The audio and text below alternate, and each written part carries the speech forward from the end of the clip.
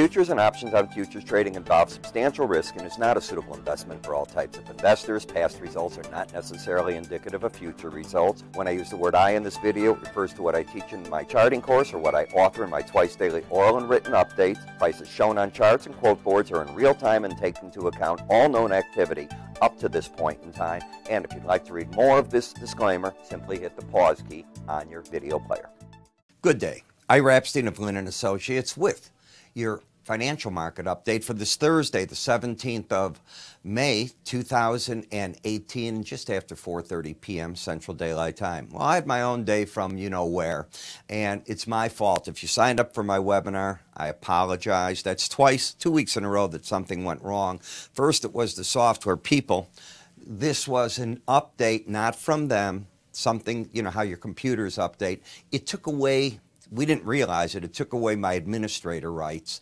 And as it did so, we had to undock, get out of everything, reload. By the time we got it done, it was 2 hours. So I couldn't make it. I will make it up. Those of you that signed up for the webinar, I'm going to try to get you something in the next day or so. I will reschedule and let you know. But I did do something right.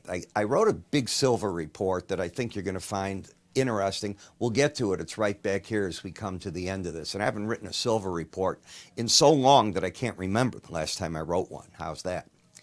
Maybe it's the gray hair. So looking at the markets today, you know, you've got so many cross currents right now.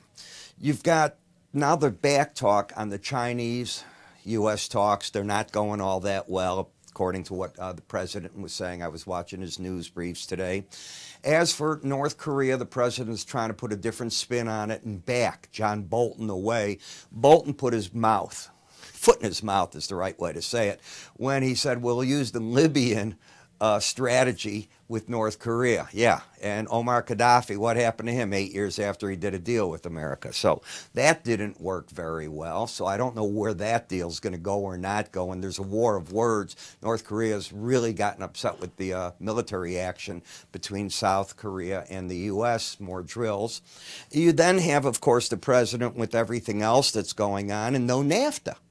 Today is May 17th. Where is NAFTA? It's strange because you get the Canadian economic minister saying they're getting very close, they're on their last phase. And if you listen to the Mexican minister, it's like he's from Mars. I don't think that there's very close here. It's going to take a long time to get this deal. I don't know what's reality in there at all. And the market, you feel it. The market's just sort of drifting along here, trying to look for a direction. Where it is stalled out is the 18-week moving average of close zone. The market is over it. That number is 2707.17. From today's low, by the way, you got right down through that and back by the end of the week. And remember, this is a weekly chart. You're still over it on a weekly basis. Here's what the daily chart looks like, and this is why I say the market has stalled itself out temporarily. That could be a good thing or a bad thing. It could be consolidation for another leg up, too, with a good piece of news. For the time being, the pattern is one of higher lows with the arrows I've marked, so you don't want to get out and take out 2700.50. The market is stalled at the 100-day average of closes, and I think I told you once you got through it, it would be the first support if the market broke through. But now with the pattern the way it's set up, should you take out 2700.5, you could get a pattern of lower highs, lower lows, which takes you back to that 18-day average of closes. So very critical area on the chart.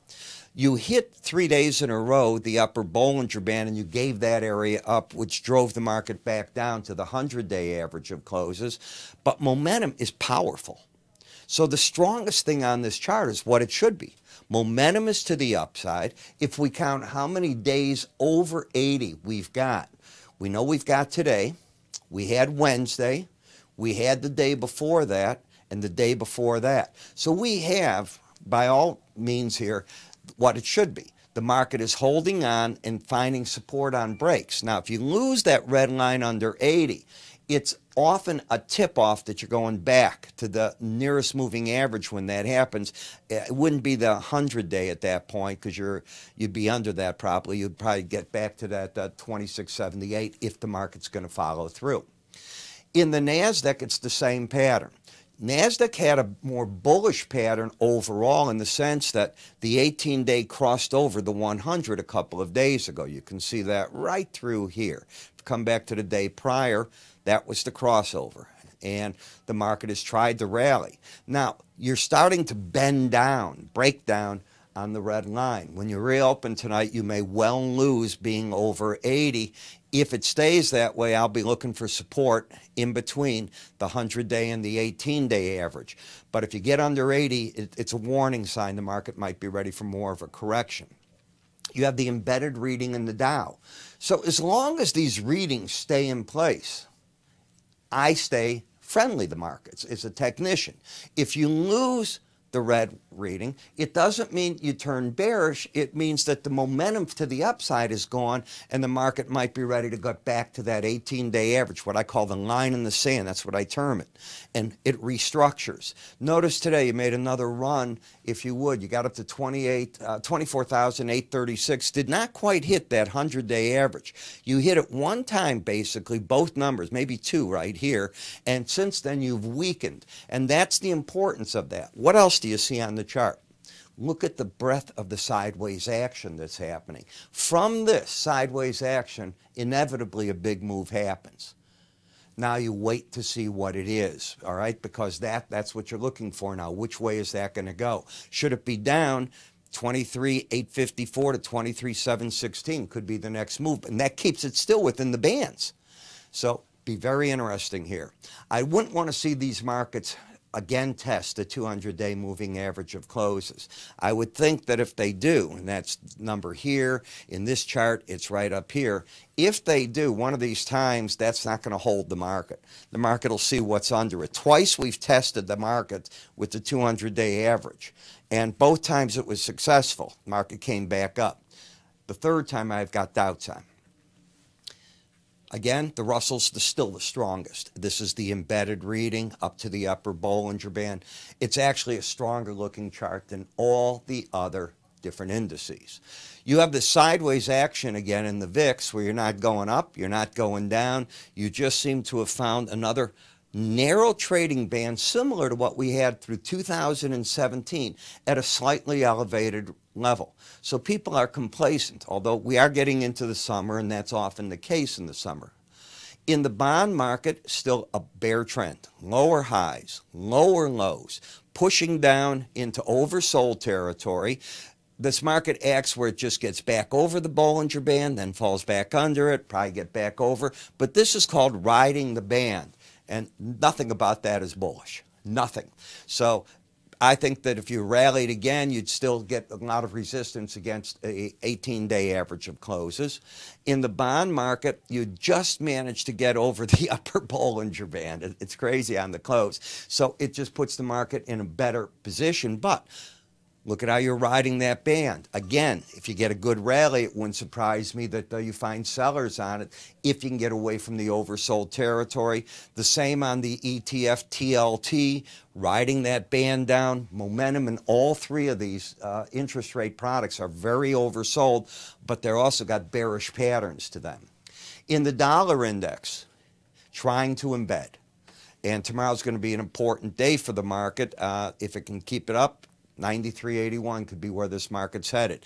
The market doesn't have the ideal pattern. It's got the higher high, lower low. It lost the embedded reading, and now it's trying to get it back. This market has caught so many traders that were bearish the dollar. That was probably the most popular trade starting out 2018, and nobody's been right that I'm aware of, not the big money. Lower highs, lower lows, trying to embed now in the eurocurrency. It's the exact mirror of the flip-flop mirror of the dollar. Another thing, take yourself some time here and run a eurocurrency chart with gold and see the similarity of the two. I think you're going to be rather surprised. Take a look at the British pound. Fully embedded reading, lower highs, a stall. If you can break under 134.70, you got a shot maybe hitting that lower Bollinger Band. You'd have to take out 136.28 on the current pattern to negate the bearishness of the swing line, and you'd have to close back over 20 in order to stop the bears in this market from thinking they've just locked the momentum in and this market looks still bearish. In the Japanese yen, oversold down to the Bollinger Bands, staying under the 18-day average. Once you got the bearish crossover right here, the market just let go. And that's why you always look at these bearish and bullish crossovers that you get. You'll hear about them in the stock market all the time, death crosses and so on. They're fairly popular. Bitcoin has sunk back from its challenge of, let's call it the 9,800 level, all the way back to 8,180. And now the question is, what next? It is oversold. I wouldn't call this quite yet riding the lower Bollinger Band, but it's certainly in a downtrend, but oversold. In the July Brent versus July WTI oil, back up into the $7 range, almost 8, 793. Yeah, it's a big number. And why? It makes all the sense in the world. You've lost Venezuelan oil, so to speak. I mean, anywhere they're going to send a tanker now, Conoco is going after them to get their money wherever the law will allow it. The next thing you have is the other creditors are probably going to come out of the woodwork. Maduro looks like he's going to win the election. I think it's May 20th. U.S. doesn't really need to put sanctions on anything. The market's taking care of Venezuela. Now the Iranian oil. If the situation continues as it is, as I told you, I think the remaining members to this treaty with Iran are whistling Dixie. I don't think they can help Iran at the end of the day. So we'll see what goes on, and I think the market's pricing in the loss of the oil. In the Brent crude oil, you're riding the upper Bollinger Band with an embedded reading. That's when the market's super bullish. It's not when you're overbought and you're riding the reading or oversold and riding the lower Bollinger Band. This is when it's super bullish until it's no longer that way. And you're now pushing at 79.50 on this market. In the WTI crude being dragged along, that's the word I want to use. It's probably tomorrow going to see, and traders are going to start saying, well, how many more oil rigs are we going to add this week? And I think that's the mentality. And the market's still moving higher, nothing bearish on that chart. You know my feelings on gasoline. All it's doing now is pulling back into the Bollinger Band. It's fully embedded. You're going to hear national gas prices are probably $3 a gallon by now. And support back at the 18-day average, but that's going to start climbing. The vertical rise almost this market's had means you're going to lose days back here, and these moving averages will move pretty swiftly to the upside. In the nat gas, you held nicely. I'm surprised and happy at the same time.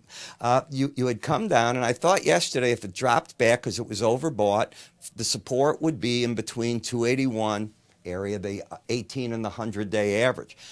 Right on the money. And market back up.